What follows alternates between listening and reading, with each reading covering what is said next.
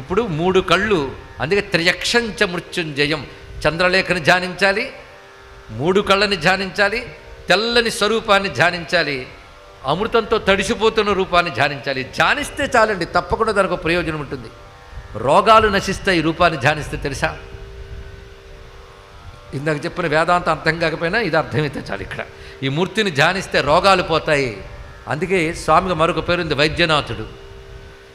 జ్యోతిర్లింగం కూడా ఉంది, వైద్యనాథ జ్యోతిర్లింగం. బోలుడున్న ఈ పేరుతో. కొందరు మహారాష్ట్రలో ఉందంటారు, కొందరు బీహార్లో ఉందంటారు, 2 చోట్ల ఉందంటుంది శాస్త్రం. ఇంకోటి తమిళనాడులో చిదంబరం దగ్గర వైదీశ్వరుని మరొకటి ఉంది. కనుకనే ఆయన వైద్యనాథుడండి. మృత్యుంజయుడే వైద్యనాథుడు కాగలడు. అంటే మన ఔషధుల్లో కూడా మనకు ఆరోగ్యం ఇచ్చి బ్రతుకుని పెంచగలిగే శక్తి ఉన్నవాడు ఆయనే. అందుకే ఓషధీనాం పతయే నమః అని నమస్కారం చేసుకుంటాం.